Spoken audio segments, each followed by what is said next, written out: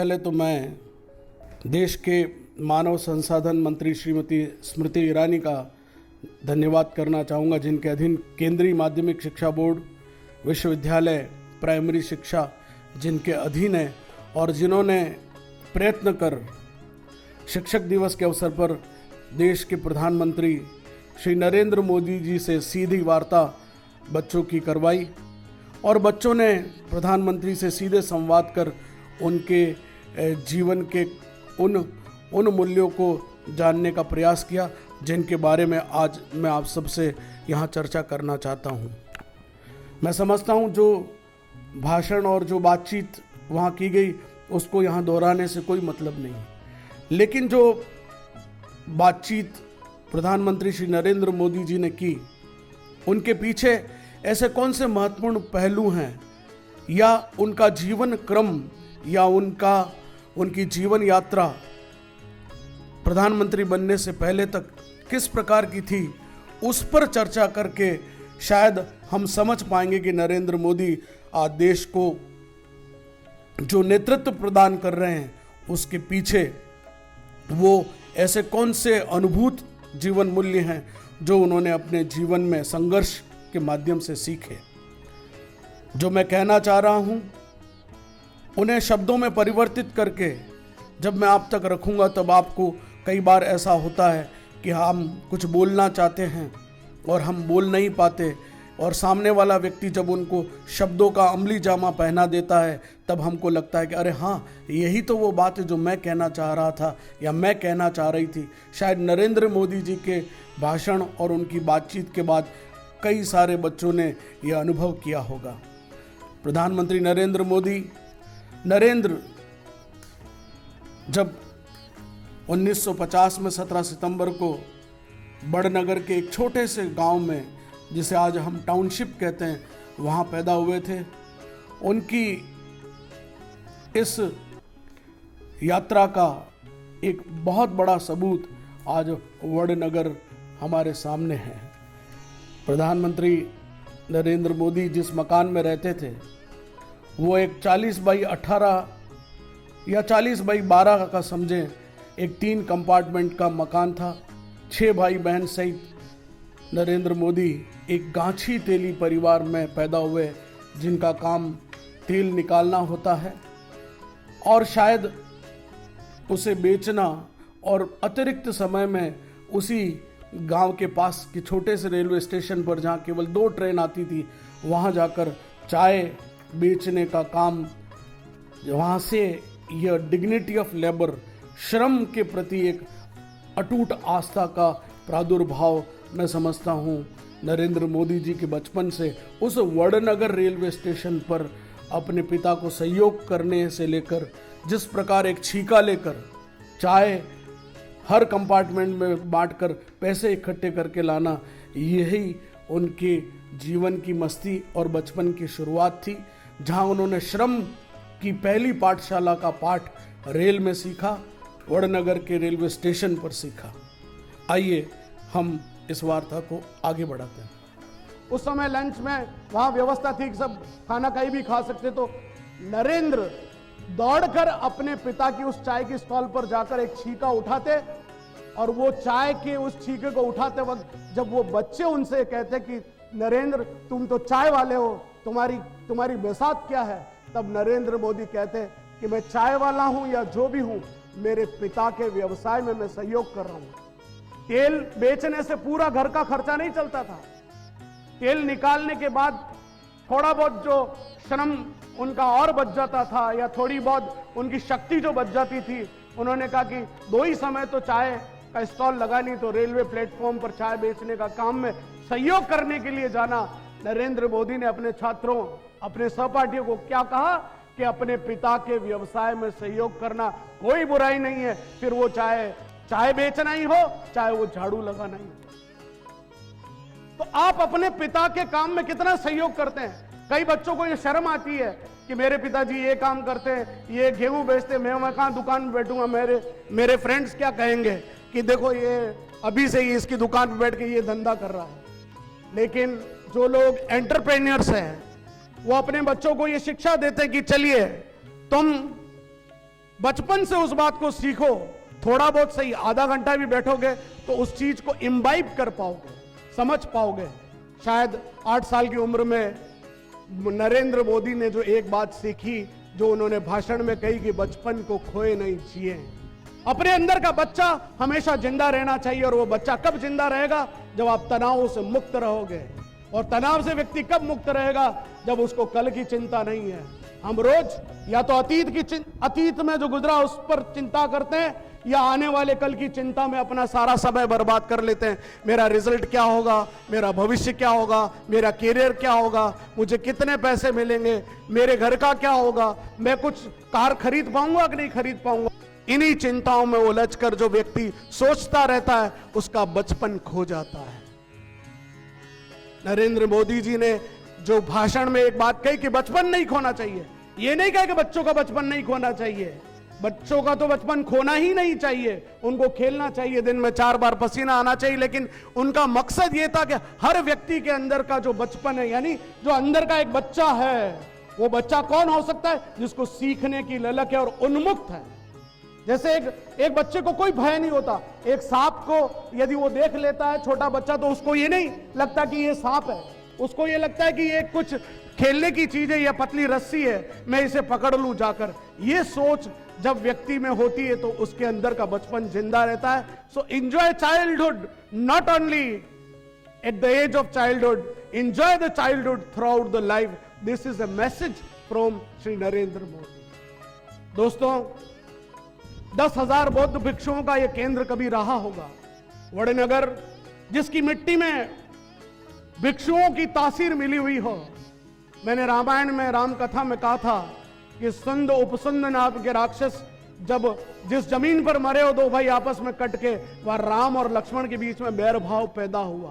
क्यों? क्योंकि उस मिट्टी को उठाकर जब उसने अपनी कमर में बांध दिया लक्ष्मण ने, तो उसके मन में बैर भाव आया कि मैं राम के पीछे क्यों मरूं, मेरी पत्नी तो वहां है और मैं इनके पीछे मर रहा हूं। उस जमीन का असर, मैं समझता हूं ये वड़नगर की जमीन का असर था कि नरेंद्र मोदी के बचपन से ही उसमें वो भिक्षुक प्रवृत्ति, भिक्षुक यानी भीख मांगने वाला नहीं, भिक्षुक प्रवृत्ति यानी मेरा कुछ है ही नहीं, जब मैं रात को सोऊंगा तब मैं अपनी जेब में कुछ लेकर नहीं सोऊंगा, मैं कल सवेरे फिर उठूंगा, दुनिया ने मुझे पैदा किया है तो मुझे भूखा भी नहीं रखेगी दुनिया। ये सोच अगर किसी की हो सकती है तो वो बौद्ध भिक्षुक की हो सकती है। वहां पर एक मंदिर था, ये एक किंवदंतियां बढ़ते बढ़ते पता नहीं कैसे बड़ी कहानियां बन गई। सामान्य सी बचपन था, कोई बहुत एक्स्ट्रा ऑर्डिनरी बचपन नरेंद्र मोदी का नहीं था, लेकिन वह एक मंदिर था। उस मंदिर पर आषाढ़ी पूर्णिमा के दिन झंडा लगाना पड़ता था, और आषाढ़ी पूर्णिमा को झंडा लगाना यानी बारिश का पानी बह रहा है और मगरमच्छ है। ऐसे में ये बहुत कठिन काम होता है कि वहां झंडा कौन लगाए। तब किनारों पर ढोल नगाड़े बजाए जाते थे, कोई जाए, हिम्मत करके कोई व्यक्ति नहीं पहुंच पाता था। तब बालक नरेंद्र उस उफनती नदी में कूदता और वो झंडा बदलकर आ जाता। साहस, नरेंद्र मोदी में फर्मनेस, जो निर्णय लेने की अटूट शक्ति जो व्यक्ति में पैदा हुई, वो बचपन से पैदा हुई। जब उसे लगा कि तूफानों में मगरमच्छ भी और मैं बह भी सकता हूं, कोई दिक्कत नहीं, मैं कूद जाऊंगा, अगर मेरा मरना तय है आज ही तो मुझे कोई रोक नहीं सकता, और मेरा जिंदा रहना तय है तो मुझे कोई मार नहीं सकता। यह फर्मनेस यदि व्यक्ति में हो तो वो दुनिया के एक झंडा क्या, सारी दुनिया में झंडा गाड़ दे का काम जिस व्यक्ति ने अपने बलबूते पर किया, वो नरेंद्र मोदी आज भारत के प्रधानमंत्री नहीं, अब दक्षिण एशिया के एक नेता बनकर उभरे हैं, और संभवतः दुनिया के सारे नेता अब नरेंद्र मोदी को अपने यहां बुलाने को बेताब है, वो चाहे अमेरिका हो या चाहे चाइना हो। वो इसलिए अपने निर्णयों की फर्मनेस के लिए। इन्होंने बचपन में बहुत एक्सपेरिमेंट किया है। मैंने नरेंद्र मोदी के व्यक्तिगत इंटरव्यूज को पढ़ा है, उन्होंने साफ लिखा कि मैंने कई बार एक समय भोजन किया, मैंने दोबारा भोजन की इच्छा भी नहीं की, मुझे मिला भी नहीं। क्या कहा? मुझे मिला भी नहीं। यहां से इनकी यात्रा आगे बढ़ती है। कम उम्र में अहमदाबाद जो बड़ नगर से 112 किलोमीटर दूर अहमदाबाद रेलवे स्टेशन पर अपने चाचा की चाय की दुकान पर जाकर काम करना शुरू किया। यहां यह भी उल्लेखनीय है कि स्वामी विवेकानंद नरेंद्र के आदर्श रहे। देखिए कितनी समानता है, नरेंद्र मोदी, नरेंद्र स्वामी विवेकानंद। एक व्यक्ति जिसको बहुत अच्छा क्रिकेटर बनना है, अगर क्रिकेटर बनना है तो उसका आदर्श क्या होगा? आप सब कहेंगे सचिन तेंदुलकर, सुनील गावस्कर, महेंद्र सिंह धोनी, ब्रैटली, क्रिकेटर के ही नाम आए। कोई ये नहीं कहेगा कि नहीं मुझे बहुत अच्छा क्रिकेटर बनना और मेरे आदर्श है पहले, कभी नहीं। ये व्यक्ति जिसको राजनीति में हम सब गलत सोचते हैं कि ये व्यक्ति राजनीतिज्ञ है, इसने आदर्श किसी अटल बिहारी वाजपेयी या जवाहरलाल नेहरू या लाल बहादुर शास्त्री को न बनाकर स्वामी विवेकानंद को क्यों बनाया? क्योंकि मूलतः नरेंद्र मोदी खुद अंदर से सन्यासी है। किसी को यह अतिरेक लगेगा, अतिशयोक्ति लगेगी कि क्या ऐसा कैसे हो सकता है, ऐसा कैसे हो सकता है, ये आगे अपने आप दिखेगा। नरेंद्र मोदी ने हमेशा का सम्मान हृदय से हो, भय आधारित नहीं। आज टीचर्स और टीचर्स डे पर मेरा जो संदेश है वो मैं अंत में आपसे शेयर करूंगा और इसी से संबंधित है। सम्मान हृदय से होना चाहिए। दिखाने की दबाव है, मैं यहाँ का स्टूडेंट हूं, बच्चे चरण छुरे इसलिए मुझे करना है, नहीं, मेरे मन में मेरे टीचर के प्रति सम्मान है, हृदय से सम्मान होना चाहिए। ये नरेंद्र मोदी ने उस दिन छात्रों को संबोधित करते हुए भी कही, अपने टीचर की रेस्पेक्ट करिए। और जब उसकी घर में शादी हो, कितने बुलाते हैं, तो मुझे लगा आलोक, उस सारे भाषण में आलोक नजर आया मुझे। हमारे आलोक के बच्चे जिनकी शादियां होती वो निमंत्रण देने आते हैं, वो हमारे को विशेष आग्रह करने आते हैं कि सर आपको आना पड़ेगा। हमारे सारे स्टाफ मेंबर्स को भी बुलाते हैं। ये आलोक की श्रेष्ठ परंपरा है, जिन्हें नरेंद्र मोदी जी आग्रह करके कह रहे हैं कि ऐसा होना चाहिए, और हम ये कह रहे हैं कि हमारा स्कूल वैसा है। और ये संदेश आज के माध्यम से, चाहे वो एचआरडी मिनिस्टर के माध्यम से या सीधे नरेंद्र मोदी जी के पास, हम आज की ये बात पहुंचाने का प्रयत्न करेंगे। ऑयल के पीपे उठाकर 5 पैसे बचाने की जिस वृत्ति जिस व्यक्ति की रही हो, प्रारंभ में बीएन हाई स्कूल में पढ़े, वो बीएन हाई स्कूल वहां का एक छोटा स्कूल जिसकी हीरक जयंती अभी मनाई गई थी, तो नरेंद्र मोदी जी गए थे। और कितनी बड़ी बात, उन्होंने वहां पहुंचकर कुछ नहीं किया, सबसे पहले अपने अध्यापकों के चरण छुए, जबकि वो चीफ मिनिस्टर थे। ऐसा करने के लिए वो बाध्य नहीं थे, लेकिन उनके मन में वो संस्कार थे कि मेरे अध्यापक ये हैं और इनके मुझे चरण छूने चाहिए। किसी ने प्रोटोकॉल में नहीं लिखा था। क्या बातें थी। स्कूल की दीवार गिर गई। बचपन में उस समय पैसे होते नहीं थे, क्या करना, एक मेले में स्टॉल लगाई। स्टॉल से जो पैसा आया, 350-400 रुपए उस समय में बहुत होते थे, वो इकट्ठे करके उन्होंने अपने स्कूल की दीवार खुद बनाई। और कैसे स्टूडेंट थे, मॉनिटर से कॉपी नहीं जचानी, नहीं, टीचर ही जांचेगा। ये मॉनिटर मेरे से सुपीरियर थोड़ी है क्या, ये सोच थी उस व्यक्ति की, वो आज भी जिंदा है। इसका मतलब जिस व्यक्ति ने दीवार बनाई वो एक आयोजक बुद्धि थी। ये value, this is a value, आयोजक बुद्धि, ऑर्गेनाइजिंग कैपेसिटी। क्या होना चाहिए बच्चों में? ऑर्गेनाइजिंग कैपेसिटी होनी चाहिए। आज ये फंक्शन है, यहां कैसे होगा, यहां स्क्रीन कैसे लगेगी, यहां स्क्रीन कैसे लगेगी, कुर्सियां कैसे होगी, अतिथि को वेलकम कौन करेगा, यही तो आप सीखते हो। जो बच्चा तिलक लगा रहा है उसको पता है तिलक कैसा लगाना है, मुझे लच्छा बांधने के बाद उस गेस्ट को कैसे वेलकम करना है। ये आयोजक बुद्धि का प्रादुर्भाव यदि नरेंद्र मोदी के जीवन से हुआ बच्चों, तो वो स्कूल से हुआ। और आज मैं उनके जीवन की बहुत सी सीक्रेट बातें बताऊंगा जो न तो किताबों में है और न किसी ने बताई, न खुद नरेंद्र मोदी जी ने बताई। आयोजक बुद्धि वड़नगर की एक सबसे बड़ी खासियत, जैसे हम मेवाड़ के हैं, मेवाड़ में कोई हमसे पूछता है कि आप लोग बहुत लड़ाक है क्या? कहीं छोटी मोटी गड़बड़ होती है, रास्ते में कहीं गड़बड़ नजर आती है तो हम लड़ लेते हैं, ये ठीक नहीं चल रहा है, या बदतमीजी कर रहा है कोई तो भैया तुम ये ऐसे कैसे कर रहे हो? आदत है लड़ने की हमने। फिर मैंने सोचा कि ये आदत मुझ में है या औरों में भी है, तो मेवाड़ के ज्यादातर लोगों में ये आदत है, कहीं भी होगी तो वो लड़ लेंगे। तो मैंने सोचा ऐसा क्यों होता है? ऐसा इसलिए होता है कि महाराणा प्रताप की इस मिट्टी में है, हम में वो जज्बा है। तो नरेंद्र मोदी जी ने अपने इंटरव्यू में, और वो इंटरव्यू मेरे सामने हुआ इसलिए मुझे याद है, उन्होंने कहा कि मेरे नगर में दो बहनें रहती थी, हिंदू बहनें, उनका नाम था ताना रीरी। दोनों बहनों का नाम था ताना और रीरी।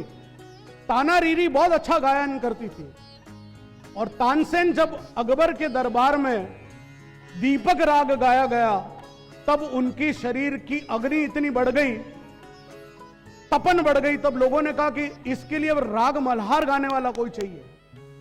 6.5 घंटे तक दीपक राग के बाद 3 घंटे राग मल्हार कोई गाएगा तो ये इनके शरीर का तापमान उतरेगा, तो किसको बुलाएं? तो ताना रीरी को बुलाने गए तो उन्होंने साफ मना कर दिया कि मुगल दरबार में अकबर बादशाह के सामने बैठकर हम नहीं गाएंगे, और दोनों ने वहीं पर उसी गांव में आत्महत्या कर दी। नरेंद्र मोदी कहते मैं अपने स्वाभिमान पर कभी चोट नहीं आने दूंगा। स्वाभिमान के लिए यदि मुझे मरना पड़े तो मर भी जाऊंगा, क्योंकि मेरे रगों में आज भी ताना रीरी का खून दौड़ता है। ये नरेंद्र मोदी के शब्द हैं। इसलिए अपने स्वाभिमान को नरेंद्र मोदी जी ने कभी नहीं खोने दिया। चाय की दुकान भले ही संभाली, अहमदाबाद में अलग चाय की दुकान बना ली। अब वहां एक खोस्ती जी करके थे, ये खोस्ती जी संघ के थे, कांग्रेसी। देखिए बड़ी विचित्र बात है, आप नहीं समझेंगे, जो लोग समझे इसको समझे। थे कांग्रेसी लेकिन वो थे संघ के स्वयंसेवक। उन्होंने कहा कि तुम संघ में, कि मैं संघ की शाखाओं में जाता रहूं बड़नगर में, तो चलो यहां के कार्यालय में भी चलो। अहमदाबाद के कार्यालयों में आना जाना शुरू हुआ। संघ के संपर्क में जब खोस्ती जी के साथ आए तब वहां पर एक व्यक्ति के संपर्क में आया, उसका नाम था लक्ष्मण इनामदार। वो जो लक्ष्मण इनामदार थे वो उस समय के प्रचारक थे, गुजरात राज्य के प्रचारकों में से उनका एक विशेष मराठी थे वैसे वो, लेकिन वो गुजरात प्रांत के प्रचारक थे। उनके संपर्क में वो आए। यहां मां ने एक बार जन्म कुंडली दिखाई नरेंद्र मोदी की कि ये घर में रहता है, विरक्त है, ये घर में रहता है लेकिन घर के किसी काम में रुचि नहीं। काम करता है, कपड़े भी धोता है, झाड़ू भी लगाता है, तेल के पीपे भी उठाता है, लेकिन निर्लिप्त है। निर्लिप्त क्या, किसे कहते हैं निर्लिप्त? ये निर्लिप्त भाव, ये एक बहुत बड़ी वैल्यू है। निर्लिप्त भाव क्या, कि जब हम पैदा होते हैं, ये मेरा है, ये मेरा है, ये मेरा है, ये मेरा है, हम ये सोचते हैं। लेकिन जब मरता है, आज दिन तक कितने लोग कुछ साथ ले जा सके, कि ये बंगला साथ ले गया, ये कार साथ ले गया, ये करोड़ रुपए साथ ले गया, क्या ले गया? कुछ नहीं। निर्लिप्त वो है, ये सब मेरा है, और जिस दिन छोड़ना पड़े मेरा कुछ भी नहीं, ये छोड़ के जो चलने को तैयार हो जाए उसे कहते हैं निर्लिप्त भाव। छोड़ने को तैयार, जिस दिन कहा जाएगा छोड़ो, एक पल भी नहीं लगा, मोह नहीं। अर्जुन का क्या था? अर्जुन का क्या था? सारी गीता का अगर कोई सार है तो क्या है? अर्जुन के मोह को तोड़ा कृष्ण ने। किससे मोह था? ये मेरे अपने, इनको मैं कैसे मारूंगा। उस मोह को काट डाला कि बस तो धर्म युद्ध कर रहा है। यही भाव जन्म कुंडली दिखाई तो बोला कि ये तो या तो सन्यासी होगा या बहुत बड़ा सम्राट होगा। राष्ट्र निर्माण, चरित्र निर्माण की पाठशाला नरेंद्र मोदी ने सीखी तो संघ से सीखी। और क्या कहा नरेंद्र मोदी के लिए ये एक पंक्तियां बहुत सुंदर हैं कि दुनिया में हूं और दुनिया का तलबदार नहीं हूं तो दुनिया में, लेकिन दुनिया में मैं रहूं ऐसी मेरी कोई इच्छा नहीं है, और दुनिया मुझे कुछ देगी ये भाव भी नहीं है। हूं तो दुनिया में, और यही वजह है कि घर से विरक्ति रही। रसिक भाई के बारे में आपको बताया, रसिक भाई कांग्रेसी थे, आरएसएस के लेकिन संपर्क में थे।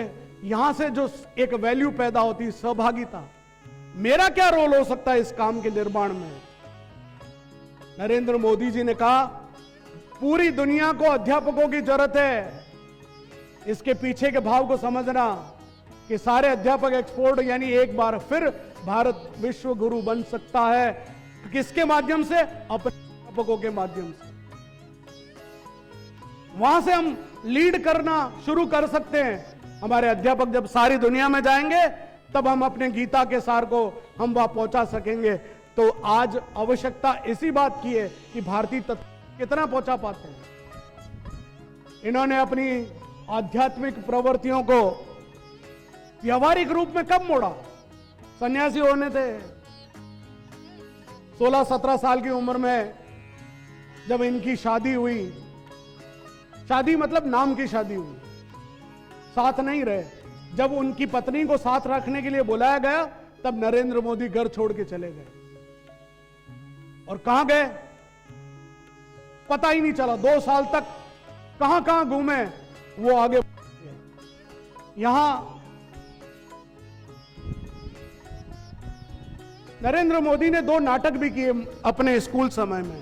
एक था जोगीदास खुमान, एक हरियाली नो हत्यारो, ये गुजराती नाटक थे। इन नाटकों ने भी नरेंद्र मोदी के जीवन में बहुत कुछ प्रभाव डाला और कुछ करने की इच्छा उनके मन में जो प्रबल हुई, इन नाटकों के मंचन के बाद उन्होंने इस बात को अपने जीवन में उतारा। और फिर जैसा मैंने कहा कि लक्ष्मण ईमानदार के साथ इन्होंने संघ की शाखाओं में जाना शुरू किया। यहां एक बात बच्चों समझने की है कि कम उम्र में जो व्यक्ति अभाव में जीता है, कम उम्र की गरीबी व्यक्ति को बहुत संघर्ष सिखाती है। और जब उसे छोटा सा भी अचीवमेंट होता है तब उसके मन में संतोष होता है। लेकिन वो अभाव में नहीं जीकर आराम से जीते हैं तो उनके आत्म में जब भी थोड़ा बड़ा संघर्ष आता है उठ जाते हैं। नरेंद्र मोदी ने बच्चों से एक ही बात कही कि आप डिमांड मत रखिए, अपेक्षाएं भी मत रखिए, बनने के सपने देखने की बजाय कुछ करने के सपने देखिए। ये इसलिए क्योंकि बहुत अपेक्षाएं जब बढ़ जाएगी, एक्सपेक्टेशन बढ़ जाएगी, इच्छाएं बढ़ जाएगी, वो पूरी नहीं होगी तो फ्रस्ट्रेशन पैदा होगा। अगर मेरी कोई इच्छा नहीं मुझे क्या मिले और फिर भी मुझे अगर कुछ मिल जाता है तो मुझे खुशी होगी। और मुझे ये अपेक्षा है कि मुझे बहुत कुछ मिले और मुझे अगर थोड़ा बहुत भी मिलेगा तो भी मुझे लगेगा कि नहीं, मेरी तो जितनी इच्छा थी वो तो नहीं मिला। इसलिए उन्होंने कहा कि कम उम्र में गरीबी वरदान है। कम उम्र में, बड़े होकर गरीब रहो ये नहीं कहा उन्होंने, कम उम्र में भी गरीबी वरदान है। कैसे? कि पैसे की बजाय कर्म पर निर्भर रहना सिखाता है। जो व्यक्ति कर्म करना जानता है वो सोचता है कि अगर मेरे पास पैसा नहीं तो मैं अपनी मेहनत से कुछ कर गुजरूंगा। जैसे अगर आपको यहां से ऑटो रिक्शा में जाना और पैसे नहीं है तो आप क्या करेंगे? पैदल चलेंगे, कर्म करेंगे। यानी पैसा महत्वपूर्ण नहीं हुआ, आपने स्वयं श्रम किया, पैदल चलकर उस डेस्टिनेशन तक पहुंचे, तो पैसा इंपॉर्टेंट हुआ या आपका कर्म इंपॉर्टेंट हुआ? यही बात उन्होंने कही कि जो अभाव में जीता है वही जीतता है। यही वैल्यू सबसे इंपॉर्टेंट, जो अभाव में जीता है वही जीतता है। चलिए अगला, नरेंद्र मोदी जी को आप रोज देखते हैं। नो मर्मरिंग प्लीज, मर्मरिंग नहीं, बिल्कुल। बचपन से नरेंद्र मोदी जी ने सलीके से रहना सीख लिया। जब गरीबी थी तब भी वो अप टू डेट रहते थे। कपड़ा एक था लेकिन रोज धो के लोटे में कोयला डाल के और उसको गर्म करके, पहले लोग करते थे ऐसा, वो भी ऐसा करते थे, कोयला डाल के लोटे में और प्रेस कर लेते थे। आज तो तुम सोच भी नहीं सकते हो कि कोई प्रेस ऐसे भी होती है क्या। लेकिन आज भी कई गांवों में जहां पर बिजली नहीं पहुंचती तो वो ऐसे ही प्रेस कर लेते हैं। ये मोदी सेव नहीं, मोदी सेज, एक गलत टाइप कर दिया हमारे पंड्या जी ने। Man should be with his style.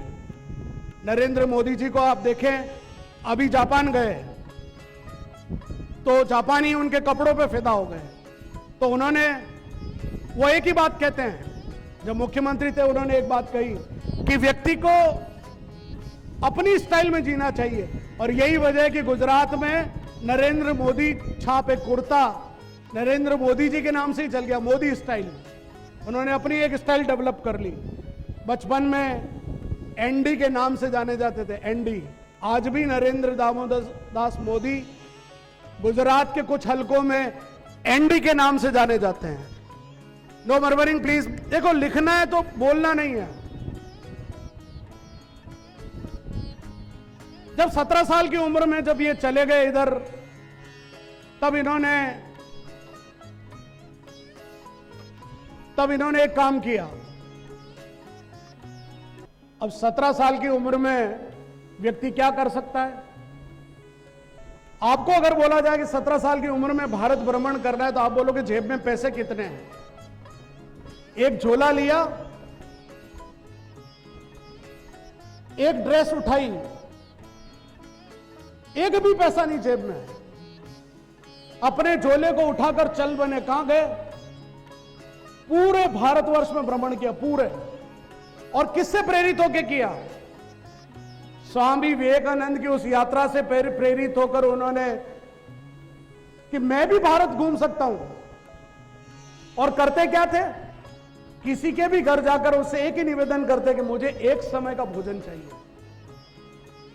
मांगने में शर्म नहीं। और मांगना किसके लिए? मेरे लिए तो कुछ कर नहीं रहा हूं। और सोच क्या था? क्या सोच थी? देखो, सुंदर सोच उन्होंने अपने भाषण में कही थी कि मैं कौन हूं ये खोज, मैं कौन हूं ये खोज करने के लिए भारत में भ्रमण किया। और अंतोतगत्वा कहां पहुंचे? रामकृष्ण मिशन में। वहां उनको संतुष्टि नहीं मिली तो बोला कहां गए थे स्वामी जी? क्या अल्मोड़ा गए थे? No murmuring please. देखो, लिख रहे हो तो बोलना नहीं। मेरी क्लास में बिल्कुल चुप, पिन ड्रॉप साइलेंस। अल्मोड़ा जाके कहां पर स्वामी जी ठहरे, वहां जाकर उस वाइब्रेशंस को अनुभव किया। और उसके बाद 2 साल हिमालय में चले गए। सन्यासी हो जाऊंगा ये सोचकर 2 साल हिमालय की कंदराओं में भी रहे, गुफाओं में भी रहे, कुछ मित्रों से भी मिले। और 2 साल बाद फिर लौट आए अचानक। और अचानक प्रकट होकर कहां पहुंचे? अपनी मां के सामने जाके खड़े हो गए। मां नरेंद्र को देख के हतप्रभ थी और ये खुश थी कि चलो अब नरेंद्र लौट आया। लेकिन आश्चर्य होगा आपको जानकर, एक रात रुके वहां। एक रात रुकने के बाद फिर नरेंद्र मोदी वहां से निकल लिए। मैं कौन हूं? प्रश्न,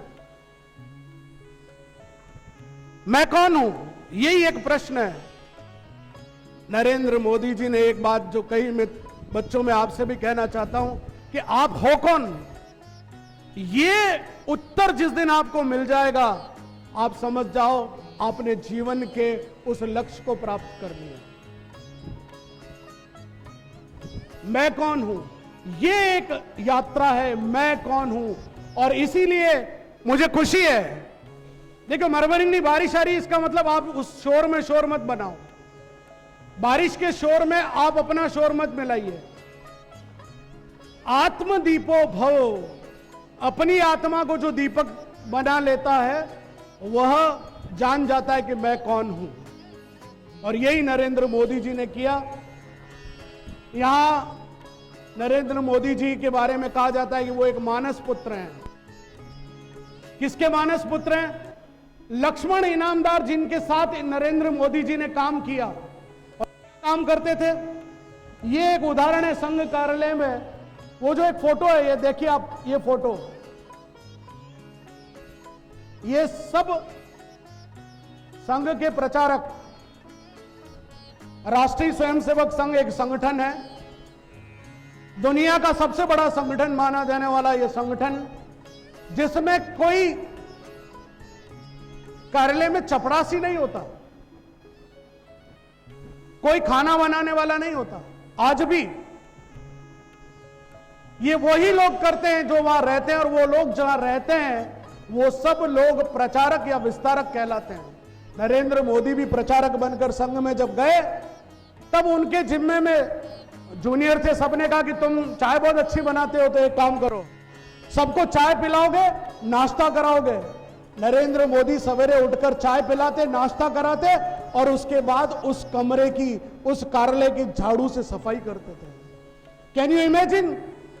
इस देश का प्रधानमंत्री जो आज सर्वोच्च पद पर बैठा है। इसलिए मित्रों, एक बात मैं फिर आपसे शेयर करना चाहता हूं कि उन्होंने कहा कि शौचालय की सफाई करते वक्त गुजरात में जब मैंने सफाई के लिए एक स्कूल में यह आंदोलन चलाया, तब मीडिया ने खबर छापी कि एक ऐसा स्कूल है जहां पर बच्चों से सफाई कराई जाती है। यही आलोक की भूमि है। 1984 में इसी आलोक संस्थान में मैंने और श्रद्धेय आचार्य जी ने, यहां पर जब एक दिन हमारे घर में पानी नहीं था, तब यहां आकर शौचालय की सफाई करने का काम हमने किया।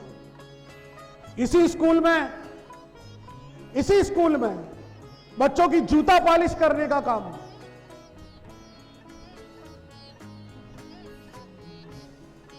जूता पॉलिश करने का काम भी किया। तब छात्रों को यह अनुभव हुआ कि कोई काम छोटा और बड़ा नहीं होता। यह अनुभूति, यह एक वैचारिक अनुभूति है जो हम सब लोगों के मन में होनी चाहिए। मैं समझता हूं यह एक बहुत दुर्लभ चित्र है।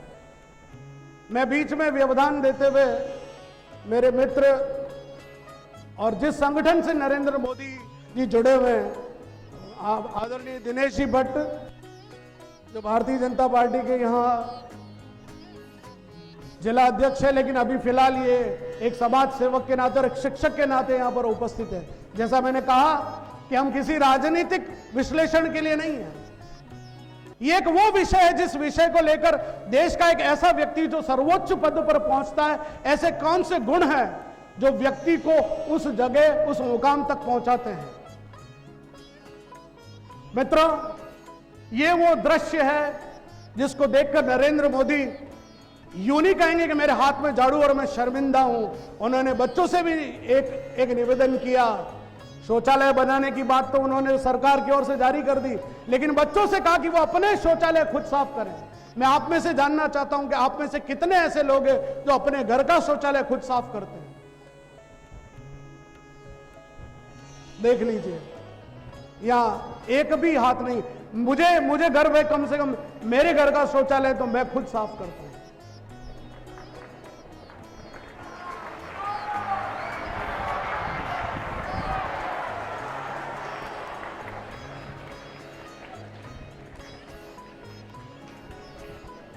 नरेंद्र मोदी जी ऐसा क्यों कर पाए?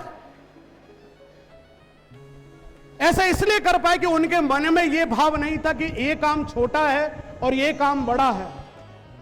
मैं चाहूंगा कि अब 2 minute no murmuring please. I need pin drop silence. जब आप चुप होंगे तो ही मैं अपनी बात आगे बढ़ाऊंगा। This side I need pin drop silence। जो पॉइंट आपको लिखने में ऊपर आपकी क्लास कर दूंगा वो लिख लें, अभी आप रहने दें। लिख रहे तो आप डिस्टर्ब कर रहे हैं। महत्वपूर्ण कार्य करते हुए ये भाव उनके मन में रहा कि मैं कभी प्रधानमंत्री बनूंगा या मुख्यमंत्री बनूंगा, ये भाव ही नहीं। शायद कर्मशीलता और स्वच्छता, वो स्वच्छता उनकी केवल बाहरी नहीं थी, उस कार्यालय की स्वच्छता नहीं थी, वो अंदर मन की भी स्वच्छता थी, निर्मलता थी कि व्यक्ति को उस मुकाम तक पहुंचाया जहां उसने कभी कल्पना नहीं की। यहां एक टर्निंग पॉइंट आता है बच्चों, जिसे आपको समझना होगा। नरेंद्र मोदी जी कहां से आगे बढ़े? नरेंद्र मोदी सोमनाथ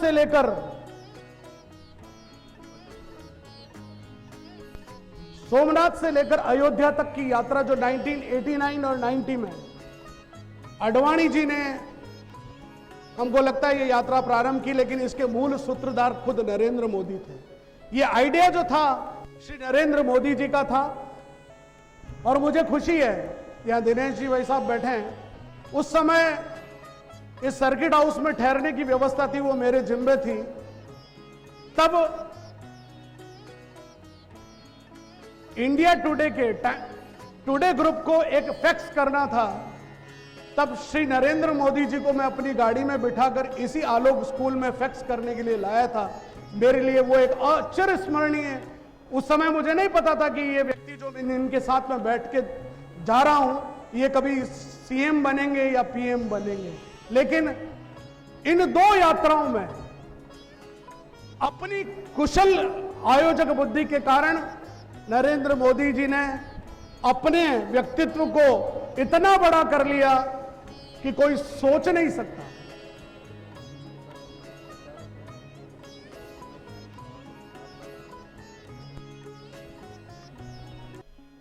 हमारे लिए और भी एक खुशी की बात यह, श्री नरेंद्र मोदी जी के साथ जो प्रचारक के नाते, एक मिनट देखिए, हमारे साथ एक खुशी की बात यह कि आदरणीय नरेंद्र मोदी जी के साथ काम करने वाले उम्मेद सिंह जी ऐसे प्रचारक महोदय हमारे बीच उपस्थित हैं। ये भी अनायास देखिए कितनी बड़ी बात है कि जब आप नरेंद्र मोदी जी के जीवन गाथा को लेकर, उनके उन मूल्यों को लेकर हम चर्चा कर रहे हैं, तो उनके एक सहयोगी हमारे बीच उपस्थित है। इसे भी मैं सौभाग्य मानता हूं। बारिश है, लेकिन हम अपने अनुशासन और अपने स्वयं पे नियंत्रण करके आदरणीय उमेश सिंह जी का एक बार पुनः स्वागत। यहां से नरेंद्र मोदी जी की यात्रा यहां विराम लेती। बच्चों, विराम लेती मतलब इन्होंने इन 2 यात्राओं के बाद अपनी महत्वपूर्ण जिम्मेदारी से यह सोचकर विश्राम लिया कि मेरा जहां संगठन उपयोग करना वहां करेगा। यह सोचकर 1992 में, इधर ध्यान दीजिए, यह महत्वपूर्ण बात जो कहीं नहीं मिलेगी आपको सुनने को,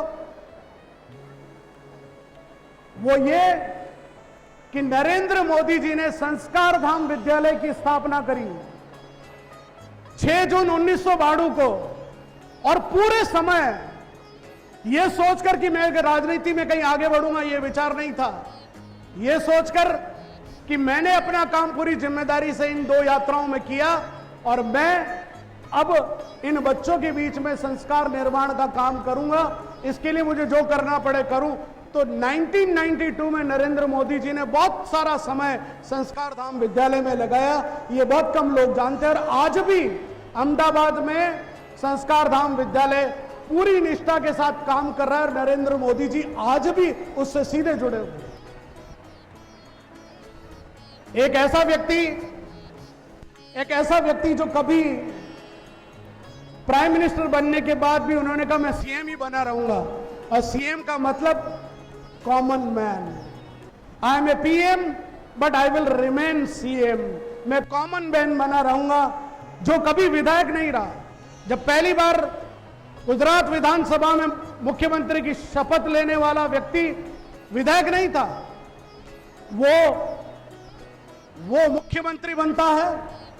और जो कभी संसद भवन में सांसद बन के नहीं गया, पहली बार चुनकर आता है और प्रधानमंत्री बनता है। ये मिरेकल कोई मिरेकल नहीं है मित्रों, ये मिरेकल उन मूल्यों का प्रभाव है जो नरेंद्र मोदी ने अपने जीवन में जिया। कौन कौन से मोदी के सूत्र हैं? कमियों पर ध्यान मत दो। हर इंसान में कोई ना कोई कमी होती है। सकारात्मक गुणों पर ध्यान दो। यही बात आप बच्चों को भी समझने की है, यही बात टीचर्स को भी समझने की है कि जो कमियां हैं अगर उनको पकड़कर हम बैठ गए तो बच्चे में कभी विकास नहीं कर पाएंगे। पीछे देखो, बारिश हो रही, कोई बात नहीं, ऐसा कोई तूफान नहीं आ रहा है और आप सेफ हैं। आई नीड पिन ड्रॉप साइलेंस।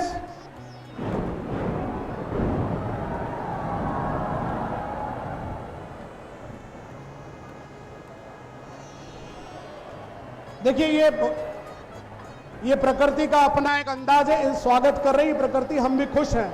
लेकिन आप एक बार केवल, यस प्लीज, एक बार श्री राम जय राम के उद्घोष के साथ पिन ड्रॉप साइलेंस करेंगे।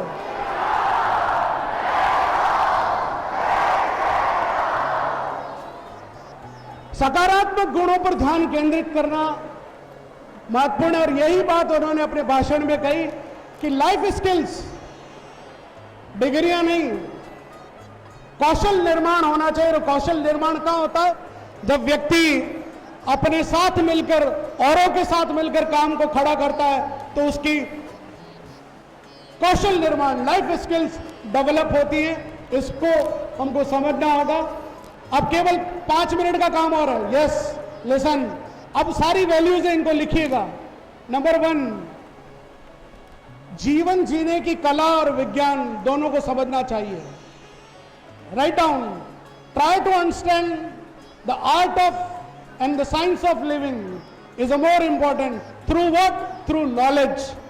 ज्ञान के माध्यम से जीवन जीने की कला और विज्ञान दोनों को समझा जा सकता है, इसलिए ज्ञान महत्वपूर्ण है। और इसलिए महिला शिक्षा और बालिका शिक्षा पर जोर देने वाले नरेंद्र मोदी जी ने शिक्षक दिवस पर एक ही बात कही कि हमको बालिकाओं की शिक्षाओं पर ज्यादा ध्यान देना चाहिए। और यही बात उन्होंने अपने परिवार के लिए भी, अपने सरकार के लिए भी और उन राज्यों के लिए भी कि जो लोग इसको प्रमोट करना चाहते हैं, निश्चित रूप से बालिका शिक्षा पर जोर दिया जाना चाहिए। अपने इंटरव्यू में जब उनसे पूछा कि आपके कौन मित्र हैं, तो उन्होंने कहा मेरा कोई मित्र नहीं है, मैं ऑटो पायलट बोर्ड में रहता हूं। यानी मेरा कोई मित्र नहीं, यानी इसका मतलब ये नहीं कोई मित्र नहीं है, मेरा मतलब ये मैं किसी के भरोसे नहीं हूं, मेरा काम मैं खुद करता हूं और मैं अपने मित्रों से कोई अपेक्षा नहीं रखता हूं, इसलिए मैं एकाकी हूं। मैं स्वयं सोचता हूं, स्वयं करता हूं, ये सबसे महत्वपूर्ण बात। और अपेक्षाहीन संसार, दुनिया से कोई अपेक्षा नहीं रखता, इसलिए नरेंद्र मोदी सफल है।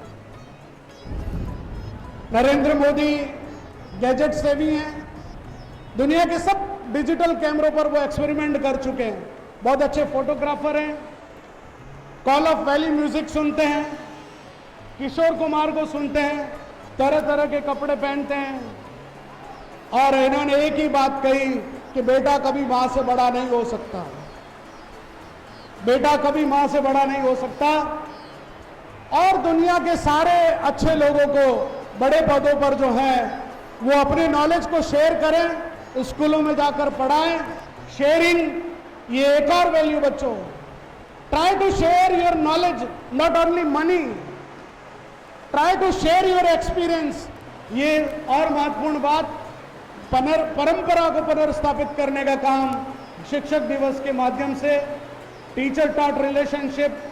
5 points note down: knowledge power, energy power, water power, man power and the defence power. ये 5 सूत्र नरेंद्र मोदी जी के हैं। आपसे कोई भी पूछे कि नरेंद्र मोदी जी के 5 सूत्र क्या है, वो ये 5 सूत्र हैं। गांव का विकास ही राष्ट्र का विकास है, और शिक्षा ही समाज के मूल परिवर्तन का आधार है मित्रों। और ये वैज्ञानिक सोच, और अंत में